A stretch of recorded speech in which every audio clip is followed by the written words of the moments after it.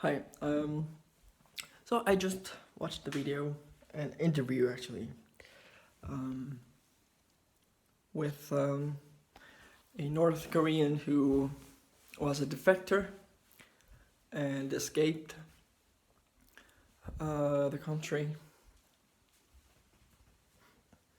initially to get food, but then, she discovered freedom and all that. At some point in the interview, they discussed the value of communism and socialism and how the youth today seems to be attracted to those social systems. Unlike capitalism today. And they were discussing why they would think capitalism is quote unquote bad. And they were saying that, the youth today expects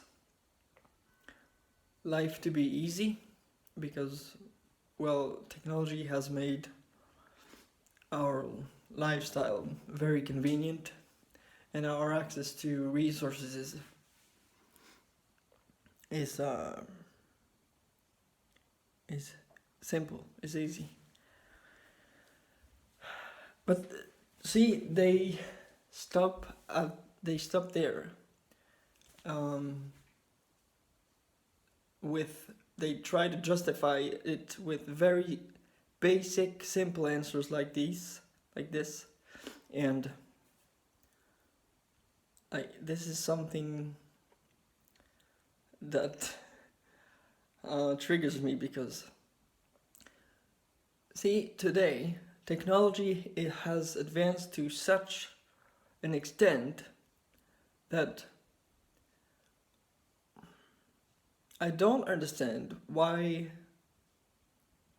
generations after us, or before us rather, want to maintain life as hard as it used to be for them. If technology has allowed us to make life easier today, that's good for us, I do not see why we should hinder or prevent our evolution just because older generations would believe that it's more beneficial socially. Maybe they believe that, I don't know, that life should be hard, and therefore, because it's been hard for them, it is meant to be hard for us as well. Now,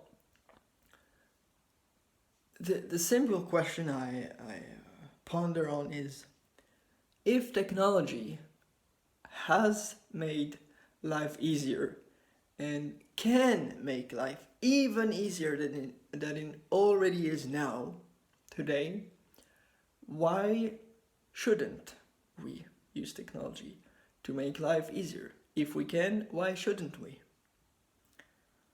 And the question of capitalism, it goes much deeper into behavior and causes that are not apparent to most people. For example,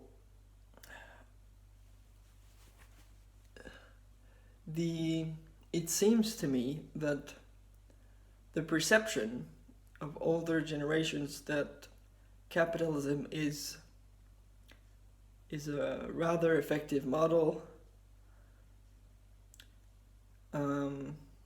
is that some premises, so they seem to base this conclusion upon the comparison to other models. For example, if you take communism or socialism, they compare, okay, how these other models compared to this one in the past. Did they work? Did they not work? And if their conclusion is, if the answer is no, if they did not work, they arrive at the conclusion that, well, so far, capitalism is the most effective that we've known to organize society. But when people perceive this, they only take into account, at least they seem to, take into account the human aspect, not the environmental aspect. And also, when it comes to social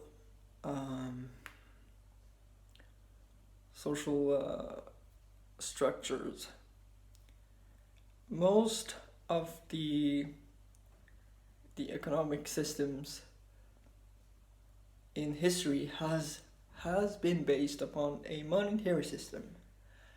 Now, some of the very core issues that we are facing today, increasingly, is stem from the existence of money. And in order to understand that, we have to study how the existence of money alters behavior. If we don't do that, we cannot question the very deep concepts such as human nature and greed and envy. Most of these behaviors are basically behavioral patterns that have been built and exist because money exists. So what I'm saying is, capitalism seems to work, but it doesn't work because it only takes into account the human aspect, not the nature aspect. So in order to have an actual effective system, it would have to be something that takes into consideration both the environment first, before humans, and then the well-being of people. But the thing is, today, the existence of money sets our order of priority to be profit beyond anything. So, for example, if we are to consider the earth and the environment, a monetary system is built in such a way that even if we intend to consider the environment, there is a threshold where there's limits where even if we want to consider the environment, we can't, because it no longer is profitable, or it doesn't yield doesn't produce money. So why there's no incentive today there's no incentive to consider the environment, because it does not produce money. That's the core of the problem that we must tackle as a species, actually. And unless we can transcend and outgrow that, we will never be able to solve the problems we have.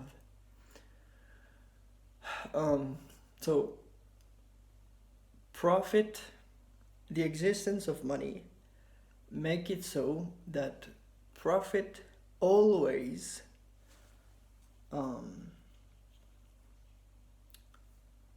overrides the concern for the environment. It's like a physical phenomenon. If you do a chemical, if you do an experiment in a lab, in chemistry, and if you drop a specific chemicals into a solution, it's going to produce a specific outcome. For example, an explosion or anything else. Well, this is, and every time you drop this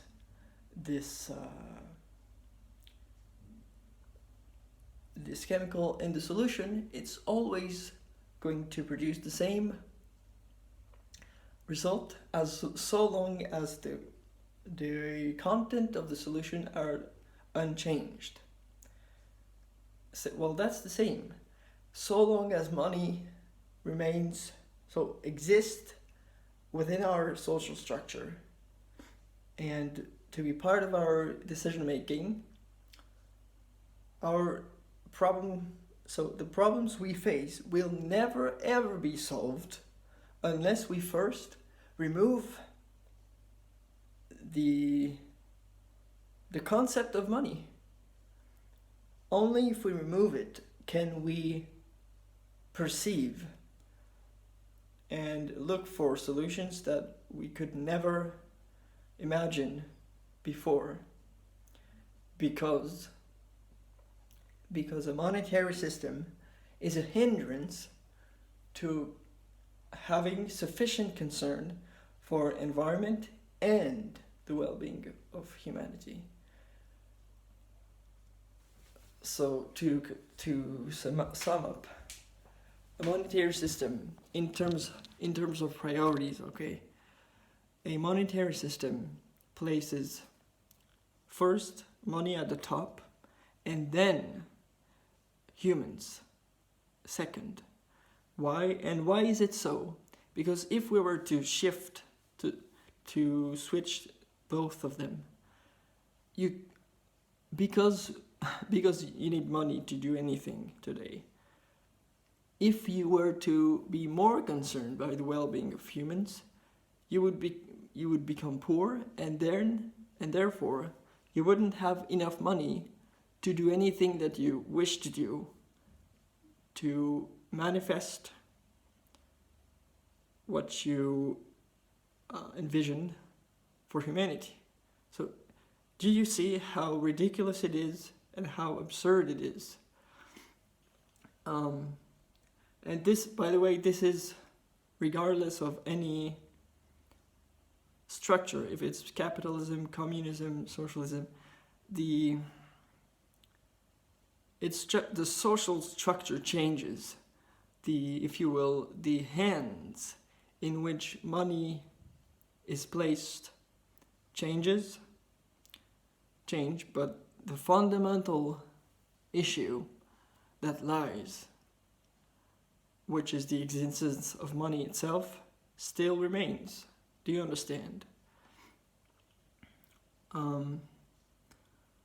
So, in order to build an effective enough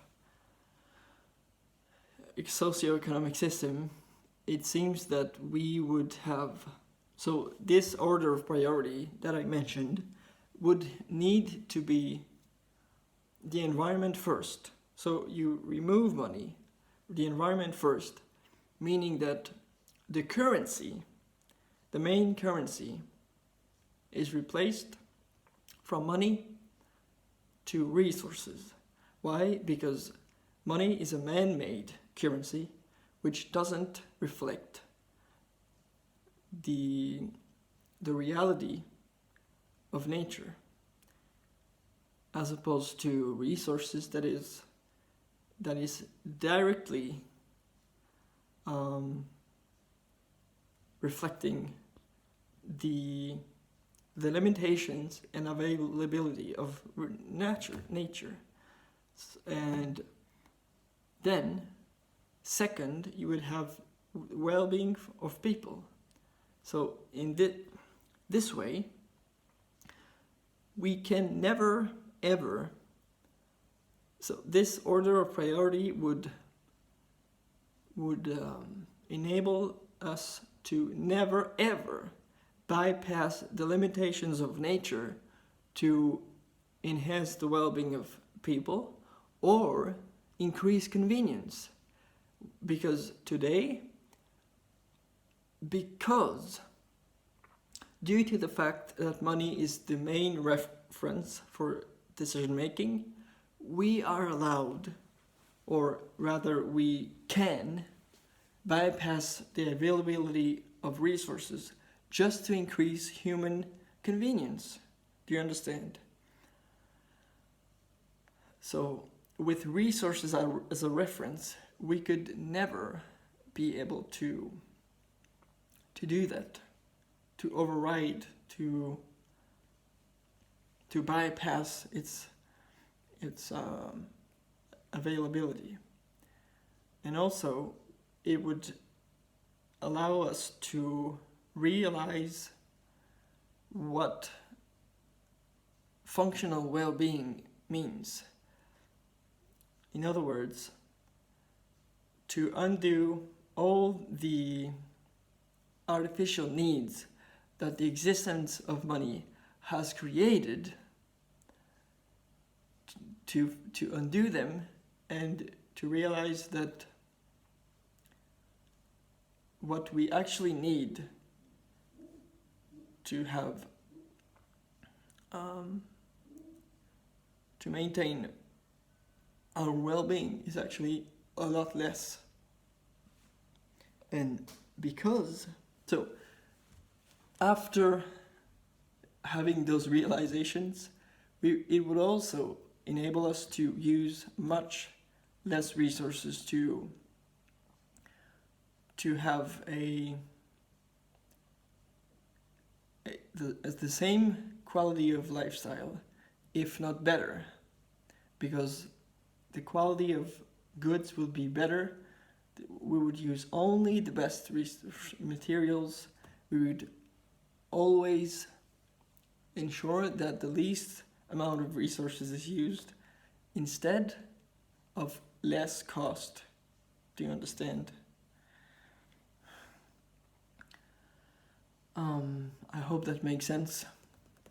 And if you wish to learn more about such an alternative, that would be a system without money as a reference, but that will use resources instead, you can look up resource-based economy, which outlines the organization of such a society for the sanity of nature, of the earth, the unity of humanity, and its well-being. Thanks for watching.